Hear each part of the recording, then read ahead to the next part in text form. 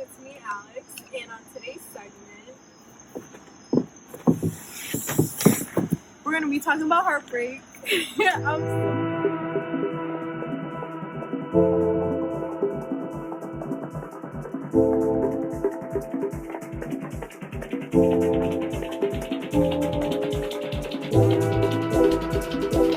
Premiumbeat.com.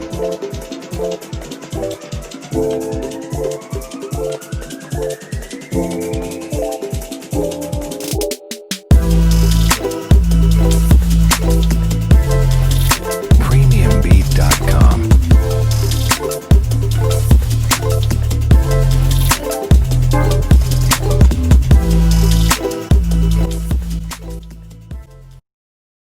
Hi guys, it's me, Alex, with another Let's Talk segment in which we're going to talk about heartbreak and how I found myself in my heartbreak, but how you can find yourself in your heartbreak as well, right? So I thought it would be cool if I start off by reading a poem that I actually wrote. You can find my poetry on my poetry page on Instagram, which is at 4:50 a.m. I'll tag it under this video. But this is basically a poem I wrote in January of 2019 about my first love, right? And obviously I'm recording this because my first love isn't my first love anymore. Right? So it goes, to my first love.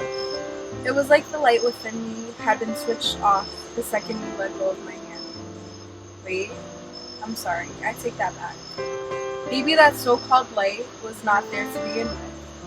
Maybe you were the one that had helped me find it, and I've been trying to recreate it ever since. I must say that the beginning was beautiful and hopeful. Oh, and did I say passionate? Before you, I was not quite sure of the way I could love another person. And boy, did I find out that puppy love was real that year. You know, the kind of unconditional love that you can have for someone where their faults just magically disappear. A notion I became quite familiar with in the allotted time with you. And maybe you brought out the best in me, but I brought out the worst in you. Or maybe that was not my best, but it was enough to receive a fraction of what I gave. And I knew it was over when the interest began to disappear, when I knew she had a hold on your perception of love and mine was simply unattainable. I admit that it was not your job to awaken me, even though I damn sure hoped it was. But you gave up and you left, leading me to ask myself whether you had given up on me because I had given up on myself or not. And maybe that was partly true, but I now come to realize that it was never about me, but all about the pain within you. I hope she heals you. So that's my poem. And if you were listening, you kind of give a take into what the relationship was like when we were together.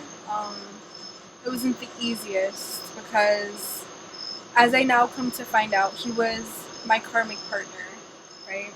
And we all go through these cycles in life where we find people who are our karmic partners. And a karmic partner is someone who comes into your life to not only trigger, but highlight the places that you need to heal within yourself. For example, in this relationship, I found out that I needed to heal the relationship I had with my mom. And I had only come to discover that after I wrote a 10-page paper on my heartbreak. And and I know you're thinking, you're like, run, like she's crazy, like you need to leave, like don't go towards her. But I want to challenge you in rewriting that story and actually think of it as someone who is driven, someone who is passionate, someone who is willing to find out exactly why a relationship had not worked out the way she expected it to, right? Which brings me to this paper. And I'm sorry if you hear any barking. I'm at Sabrina's house in the playground and her dog is like outside. So I wrote my paper, my 10-page thesis, on parent relationships and their effect on romantic relationships.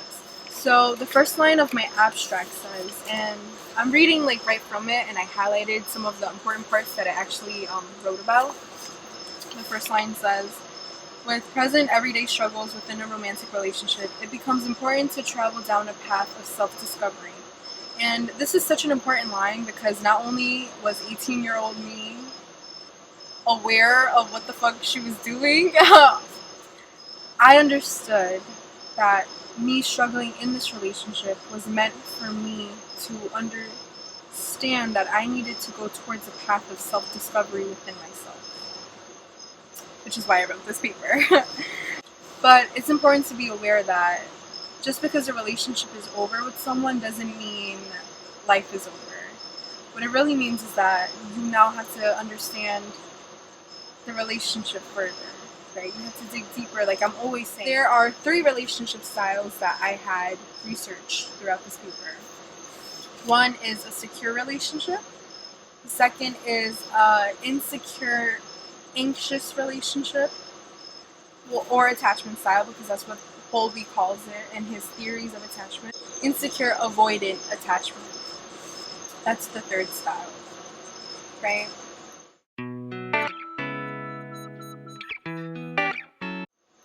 And how do we form secure attachments with our parents? Well, during those first few months, our parent has to really be on their A game, and they have to be very responsive to our needs as children, whether that is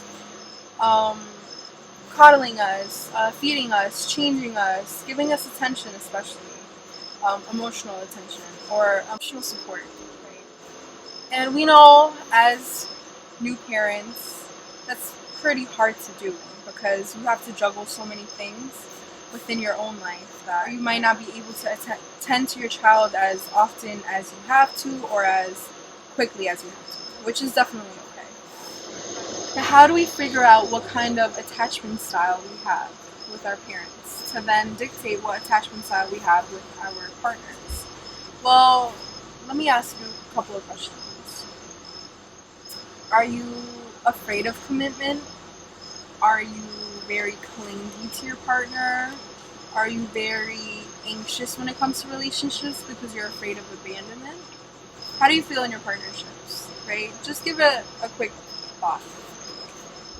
Depending on your attachment style, you're gonna differ in the characteristics you show in your relationship. And sometimes you may show more than one, which is definitely possible as well. But I just want you to bear with me with these 3 labels, right? And I don't like to personally label, but it just definitely helps to make sure you aren't repeating certain patterns in the future or in future relationships. Right? Now, people with an anxious, ambivalent attachment style tend to have a constant need for reassurance as well as sexual intimacy to feel satisfied within their personal relationships, in addition to having the fear of abandonment, right? So this is personally the attachment style I found myself being a part of because of the way that I constantly needed reassurance in my relationship at that point in my life. And not only that, I felt like I had to be intimate just to kind of seek his approval in a way, because of the way that everything just came to me. Right? Thus, that's why I kind of fit into this category.